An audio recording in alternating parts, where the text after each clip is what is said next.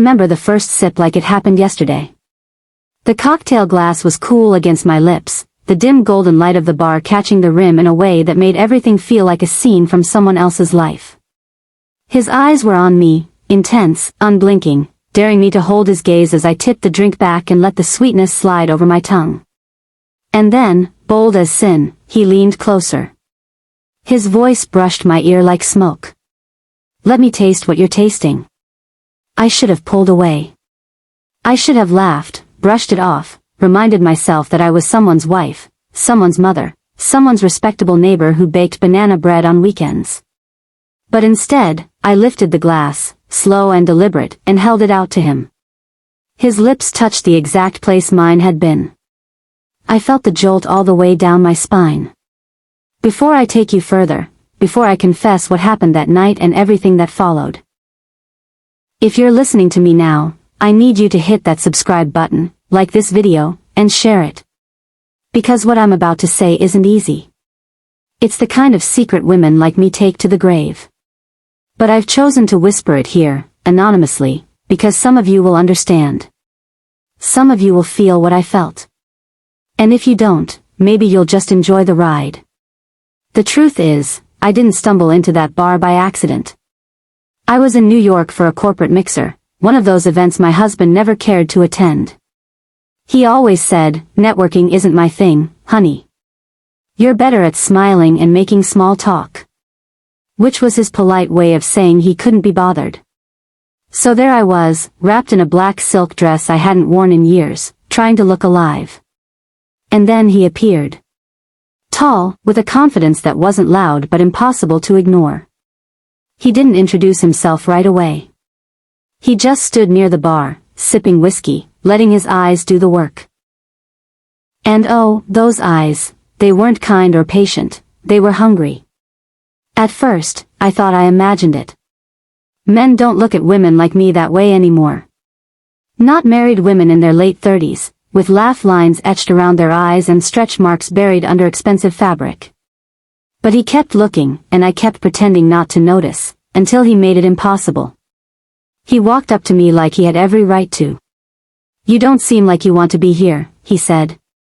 "And you do?" I teased back, surprising myself with how playful I sounded. We talked, or maybe we just circled each other with words.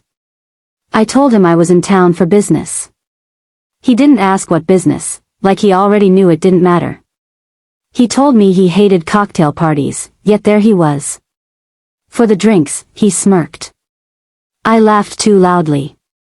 I hadn't laughed like that in months. I wish I could say that was all, that we exchanged a few harmless words and went our separate ways. But if that were the case, you wouldn't be here listening to me.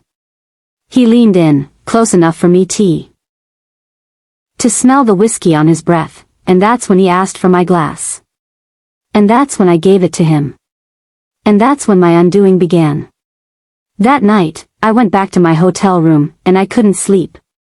I lay there, staring at the ceiling, replaying the heat of his gaze, the slow drag of his lips against the glass rim, like he had devoured me without touching me. My body ached with a dryness I hadn't admitted to myself in years, not just physical, but emotional. A thirst my husband hadn't quenched in so long I'd forgotten how much I needed it. And for the first time in forever, I didn't feel guilty for wanting. I felt alive. Now, before I drag you deeper into this madness, let me remind you, hit subscribe, tap like, and share this confession with someone who craves more than their routine life. Because my story doesn't end with one drink. It begins there. The morning after, I found myself scanning the lobby, looking for him. I told myself it was coincidence, that I just happened to be lingering longer than usual near the espresso machine, pretending to check emails. But the truth? I wanted to see him again. And I did. He came up behind me, his voice low. "You slept well?" I turned, startled. "Not really." "Me neither." His smile was dangerous, like he knew exactly why neither of us had. We stood there, surrounded by people in business suits, yet somehow the air felt like it belonged only to us. And then he said something that sealed my fate. "Let me buy you a real drink tonight." Something stronger than coffee. I should have said no.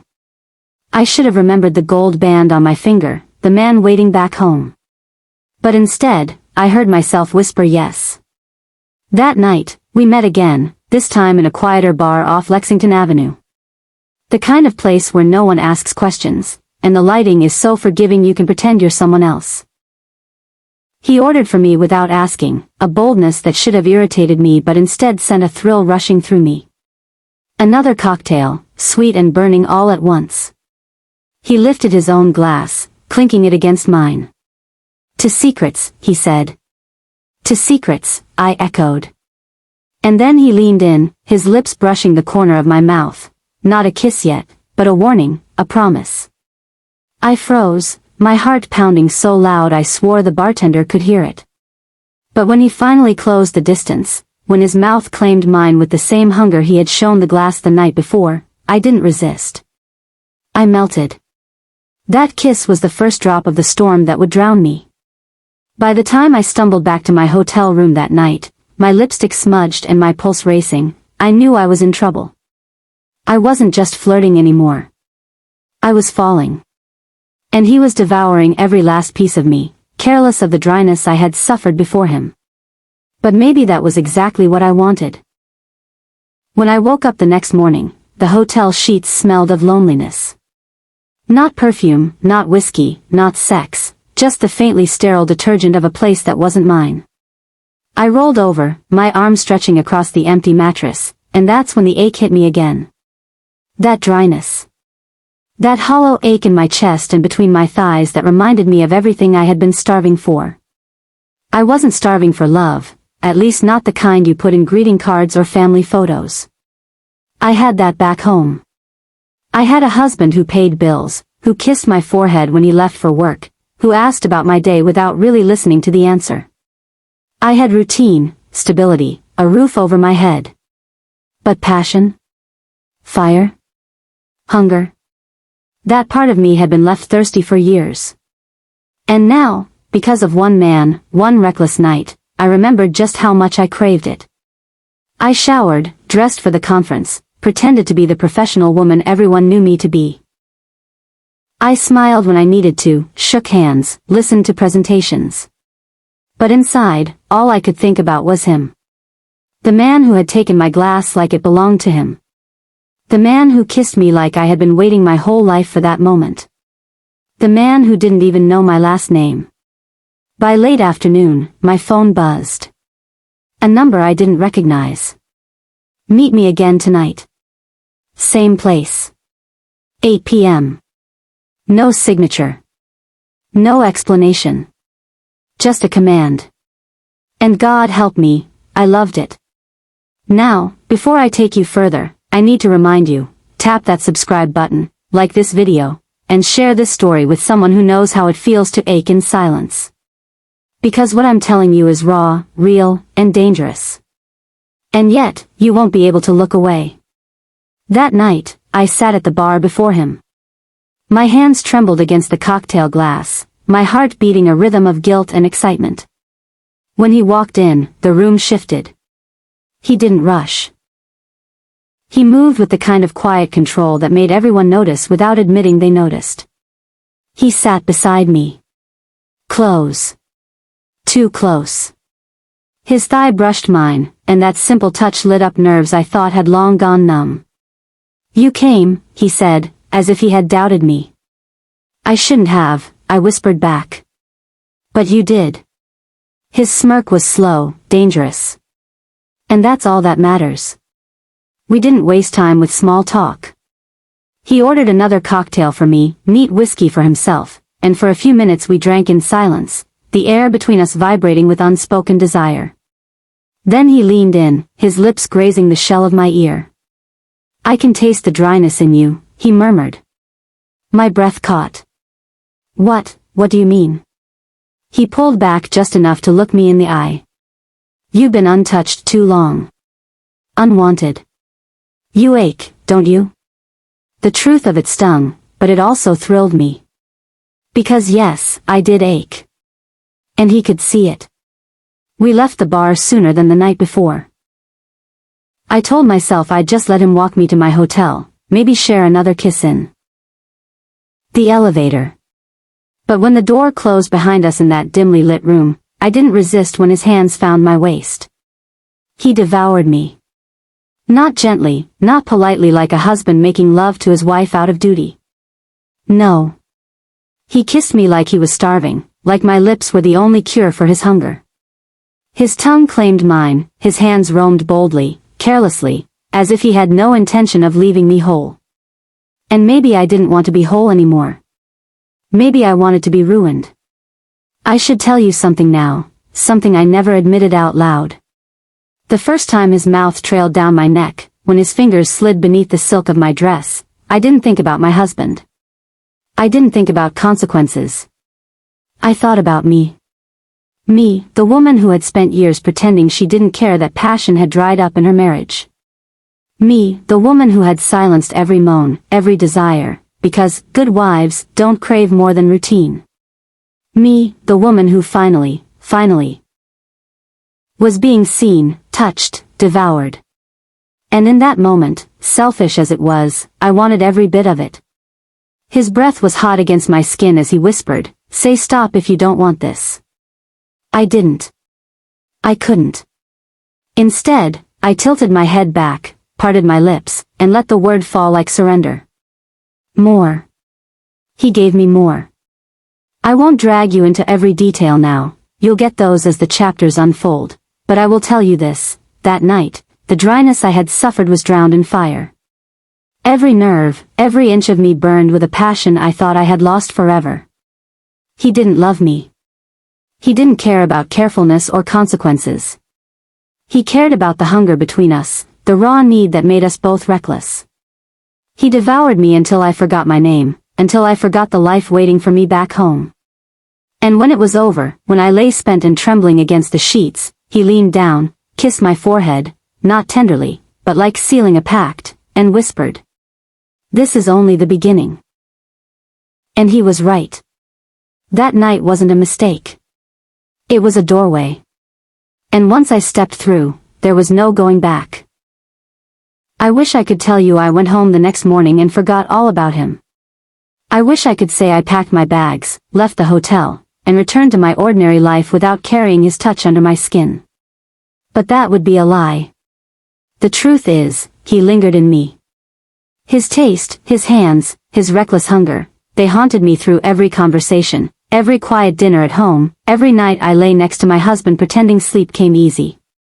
The moment I closed my eyes, I was back in that hotel room, back under his weight, back with his lips pressed to the parts of me I had forgotten could feel alive. That kind of fire doesn't just burn out. It spreads. The following week, I sat across from my husband at breakfast. He scrolled through his phone while sipping coffee, his attention locked on the news, not me. I stared at his face, the same man I'd shared 10 years with, the same man I had promised fidelity to. And all I could think about was how another man had touched me where he no longer did. It should have made me guilty. It should have made me sick. Instead, it made me wet. And that's when I realized, I wasn't just cheating. I was alive again. Later that day, while my husband was at work, my phone buzzed. A simple message. Cocktails tonight? No name. No context. Just 3 words. My fingers trembled as I typed back. What time? Before I take you there, before I confess how deep this fire pulled me, you know the deal.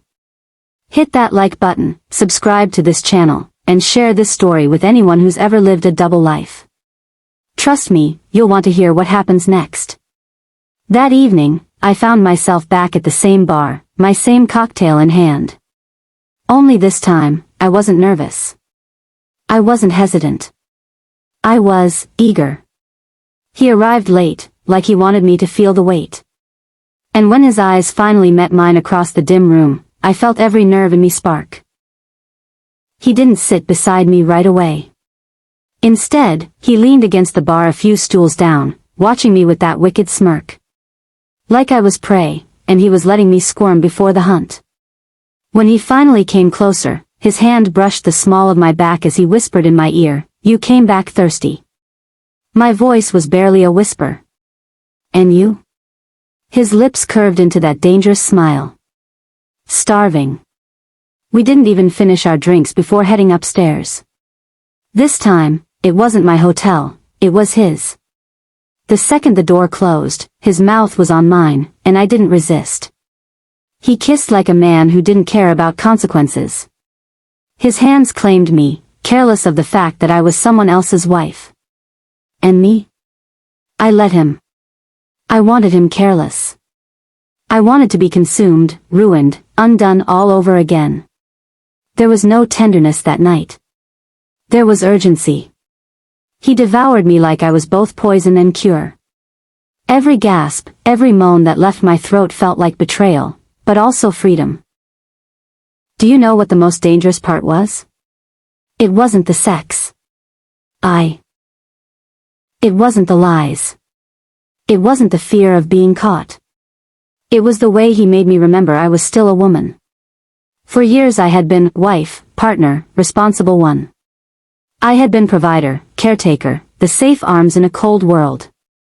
But in his bed, I wasn't those things. I was raw desire.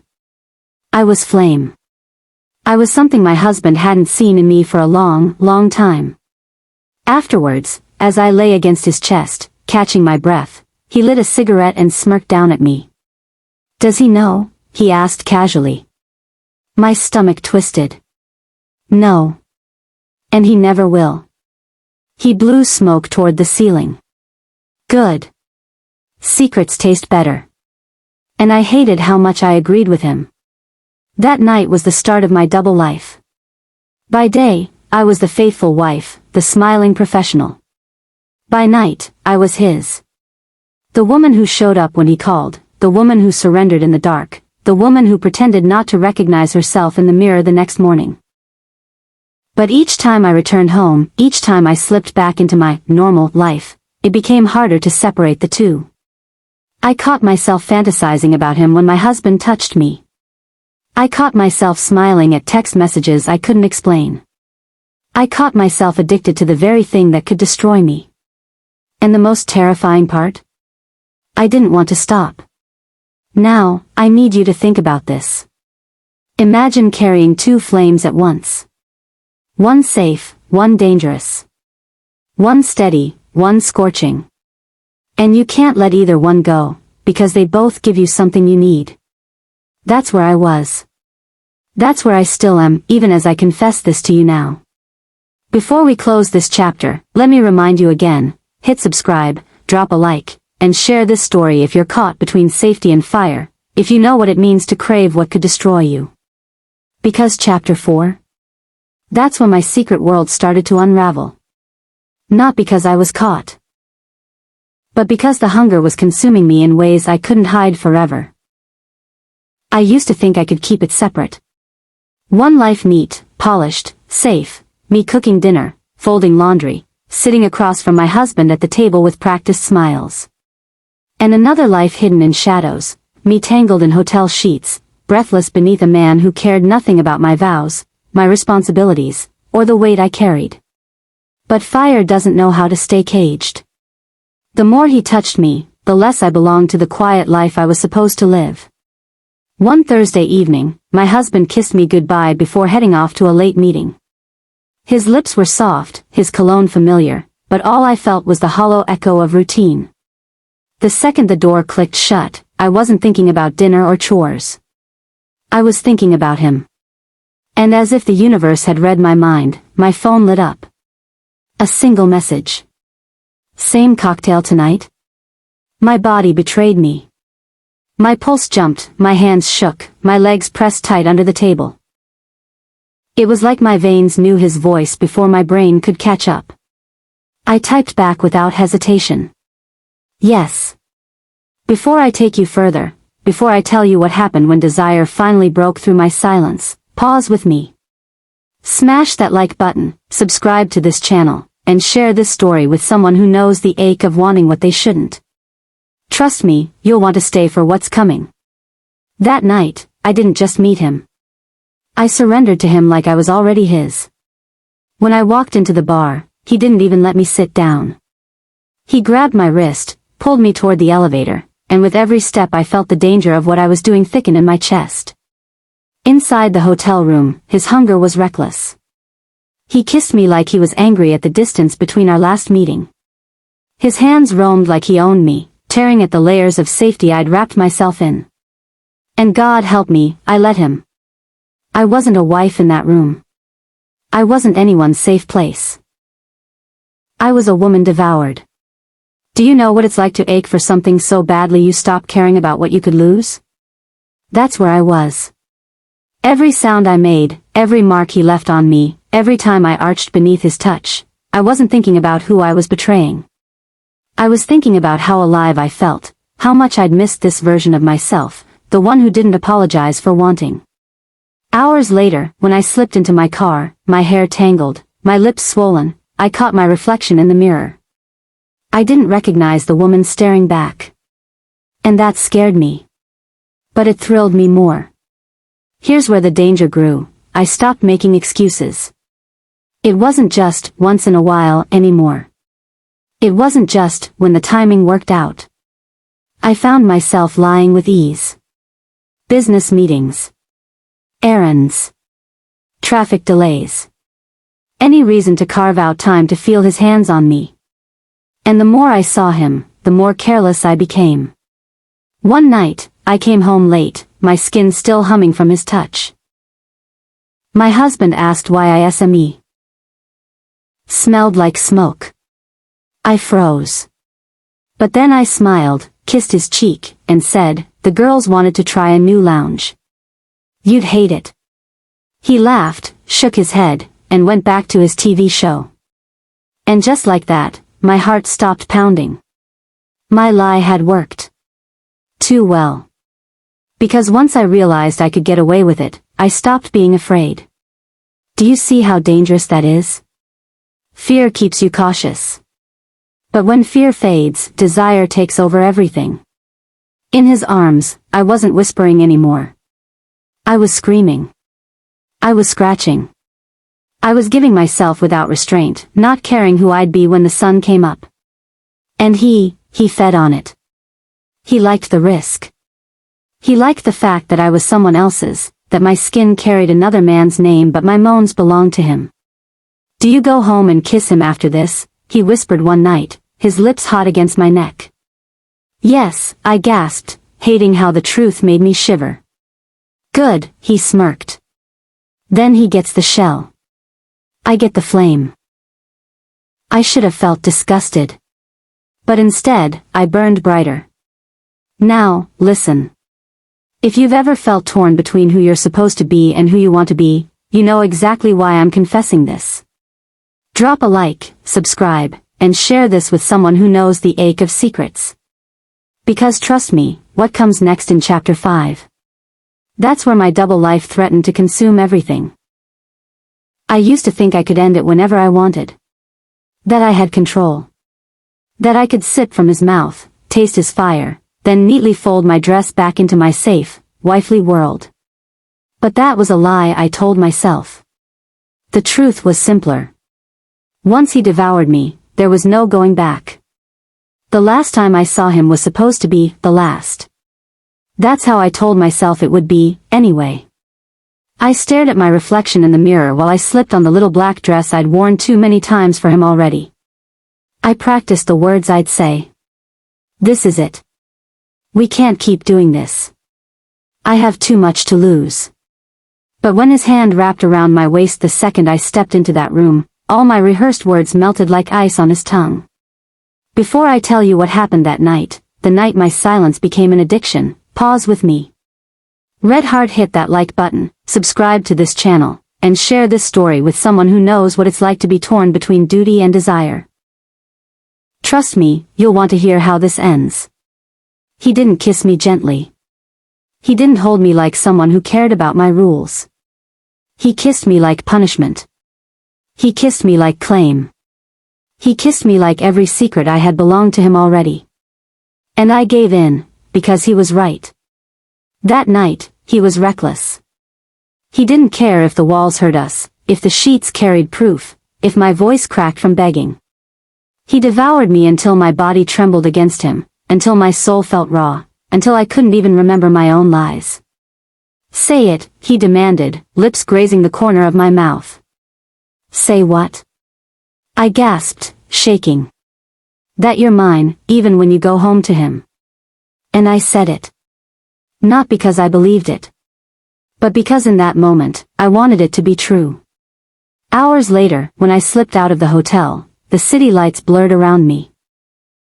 I drove home with his fingerprints branded across my skin, his taste still fresh on my lips, and my heart pounding like I'd just committed the kind of crime that had no forgiveness. And maybe I had. Do you know what's dangerous about secrets? It isn't the keeping. It's the craving.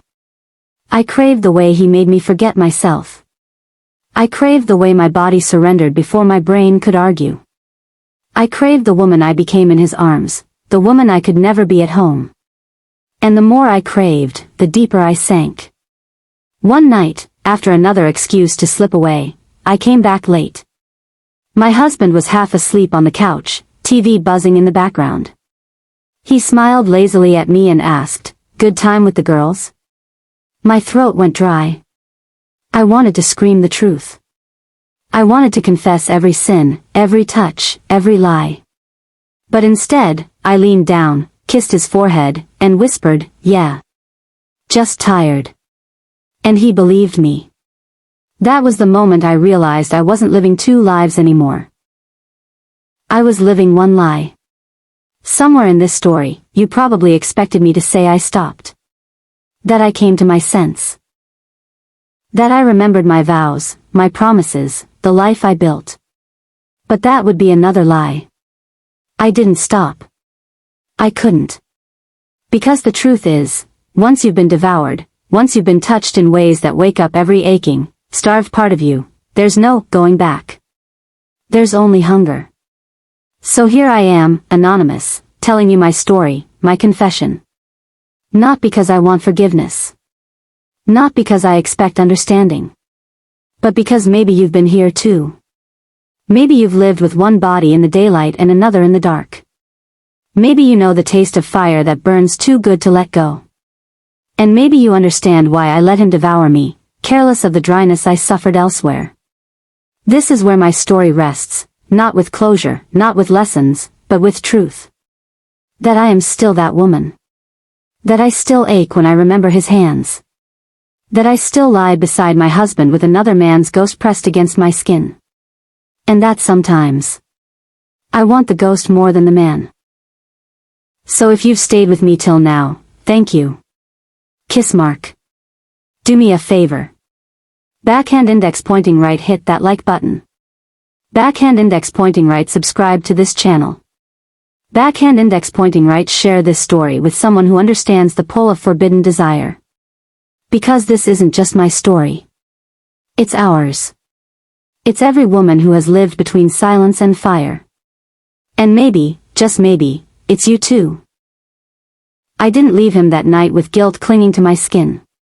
I left shimmering. Radiant.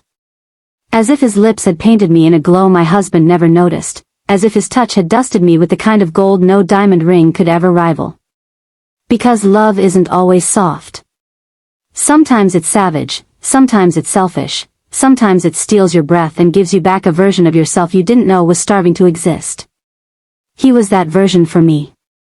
My secret cocktail of danger and devotion, poured into me until I overflowed. And even now, I still sparkle with the memory of it. So, if you felt my ache, if you touched even a glimpse of the fire that devoured me, then darling, don't just slip away quietly. Rose. Backhand index pointing right, tap that like. Backhand index pointing right, subscribe to this channel. Backhand index pointing right, share this story with someone who believes love can be messy, sinful, but still, so breathtakingly beautiful. Because in the end, my story isn't about betrayal. It's about being alive enough to be undone by love. And that, my darlings, is the most glamorous secret I will ever confess.